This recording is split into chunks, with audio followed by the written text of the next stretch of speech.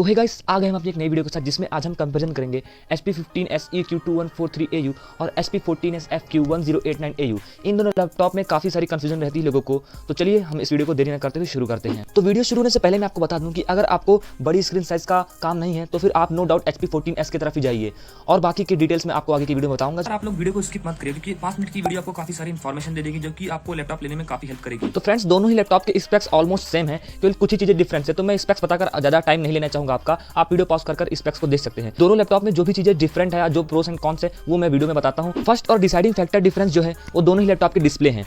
तो HP15S में जो आपको डिस्प्ले मिलता है वो 15.6 इंच का FHD SVA पैनल है जो कि एंटी ग्लेयर के साथ में आता है, और HP14S में जो आपको डिस्प्ले मिलता है उसमें आपको 14 इंच का IPS ग्लॉसी पैनल मिलता है। तो दोस्तों, दोनों ही डिस्प्ले के अपने अपने फायदे और अपने अपने नुकसान हैं। जैसे आज आप दोनों लैपटॉप का कंपैरिजन देख रहे हैं, वैसे कुछ महीने पहले तक मैं भी इतने वीडियोस देख डाला, FBI लेवल की रिसर्च कर डाला लैपटॉप लेने में, लेकिन सच में आखिर में आप ही को डिसाइड करना है कि आपको कौन सा लैपटॉप चाहिए। आप जितनी वीडियोस देखेंगे आप उतना ही कंफ्यूज होते जाएंगे। कोई 14 इंच के लैपटॉप का फायदे बताएगा, कोई 15 इंच के लैपटॉप के फायदे बताएगा। तो मैं अब आपको 14 इंच एंड 15 इंच के लैपटॉप के फायदे और नुकसान बताऊंगा।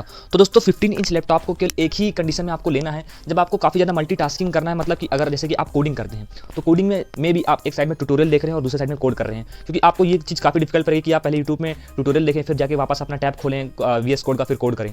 तो जब आपकी स्क्रीन अगर 1.5 इंच भी बड़ी है तो आपको फायदा मिलेगा कि आपके छोटे सी साइड में स्क्रीन में आपका ज्यादा कोड आ जाएगा। कुछ लोग एक्स्ट्रा डिस्प्ले लगा सकते हैं अपने लैपटॉप में अगर उनका 14 इंच का लैपटॉप भी है, लेकिन मेजॉरिटी जो ऑडियंस है वो ये नहीं करने वाली, क्योंकि अगर कोई लैपटॉप लिया है तो पोर्टेबिलिटी के कारण ही लिया है। अगर उसे एक्स्ट्रा डिस्प्ले जोड़ना ही होता अपने वर्क के लिए तो फिर लैपटॉप क्यों ही लेता। तो एक पॉइंट और नोट करिए कि मैंने जब लैपटॉप मंगाया था तो मुझको वहाँ पे MS ऑफिस का 2090 वर्जन दिखा रहा था, बट जब मैंने लैपटॉप रिसीव किया तो मुझे 2021 न्यूएस्ट जो वर्जन था वो मिला। स्क्रीन साइज डिफरेंस होने के कारण दोनों ही लैपटॉप के वेट में भी डिफरेंस है, जो कि बहुत ज्यादा नहीं, क्योंकि अगर आप लैपटॉप ले रहे तो आप इतना तो वेट उठा ही सकते हैं। तो HP15S लैपटॉप का जो वेट है वो 1.69 kg है, और 14S लैपटॉप का वेट लगभग 1.49 kg के अराउंड में है। तो दोस्तों, अब बात करते हैं कीबोर्ड के। दोनों ही लैपटॉप में कीबोर्ड की कंपैरिजन करें तो HP15 वाले लैपटॉप में आपको फुल साइज का एक कीबोर्ड मिलेगा जिसमें आपको न्यूमेरिक की भी मिलेगा। तो यहाँ पे न्यूमेरिक की आपको ये फायदा करेगी कि अगर आप एक्सेल का काम करते हैं या फिर टाइपिंग आप बहुत ज़्यादा करते हैं जहाँ पे आपको नंबर्स का यूज होता है, तो वहाँ पे न्यूमेरिक की आपको यूज में आएगी। लेकिन यहाँ पे आपको कौन ये मिलेगा कि आपको यहाँ पे कोई भी बैकलाइट नहीं मिलेगी। तो मैं अपने एक्सपीरियंस से बता रहा हूँ कि आपको दिक्कत हो सकती है अगर रात में आप काम करते हैं, क्योंकि इस लैपटॉप में जो फॉन्ट्स लिखे हैं कीबोर्ड के ऊपर वो थोड़े ग्रे कलर के हैं, तो अगर उस पर हल्की फुल्की लाइट पड़ती है तो चमकता है। मतलब अगर आप अंधेरे में बैठे हैं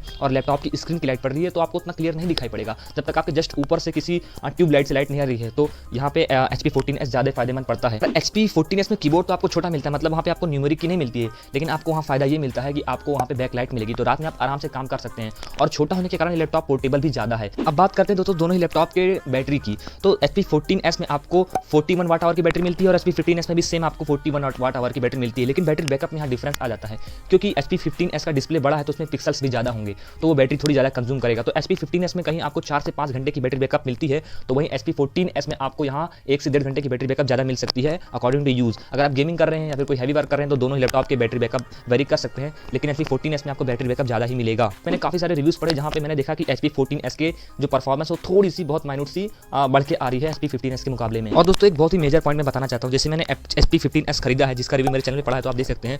तो मैंने इसको इसमें मतलब एंटी ग्लेयर बताया था तो मैंने लिया, लेकिन रियल में जब आप कहीं पे सन लाइट में बैठते हैं या फिर आपके अपोजिट साइड में कोई लाइट जल रही है तो एंटी ग्लेयर होने के बावजूद भी ये भी उतना नहीं रोक पाता है, मतलब शाइन कुछ ना कुछ आपको पड़ता है तो आपको दिक्कत हो सकती है। क्योंकि मुझे दिक्कत तब भी आती है अगर कोई सामने अगर तेज लाइट जल रही है तो मुझे उसको बंद करना पड़ता है या फिर खिड़की बंद करनी पड़ती है, तो फिर मुझे क्लियर स्क्रीन दिखाई देता है।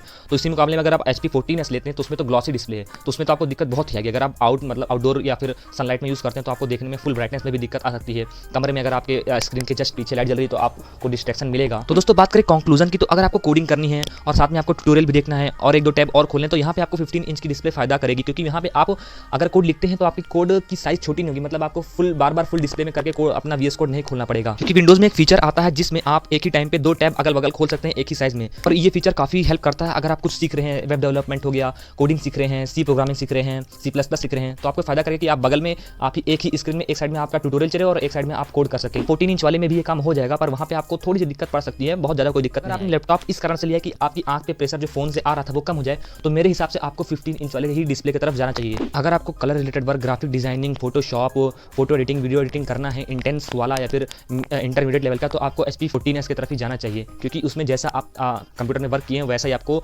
आउटपुट मिलेगा। वहीं HP 15s में अगर आपने कुछ वर्क किया है कंप्यूटर में तो मे भी आपका आउटपुट थोड़ा सा डिफरेंस कर सकता है, क्योंकि उसकी स्क्रीन क्वालिटी उतनी अच्छी नहीं है। तो आपको जो स्क्रीन पर दिख रहा है हो सकता है आउटपुट में वो डिफरेंस आ जाए। स्क्रीन साइज छोड़कर बाकी हर एक मुकाबले में HP 14 ऐसी better performance, better display, better keyboard, हर एक चीज़ बेटर देता है। दोस्तों अगर आपको वीडियो अच्छी लगे तो प्लीज़ हमारे चैनल को सब्सक्राइब कीजिए, इस वीडियो को लाइक कीजिए और शेयर कीजिए। अगर आपका कोई क्वेरी है तो मैं आपको कमेंट सेक्शन में रिप्लाई दे दूंगा, कमेंट कीजिए। धन्यवाद।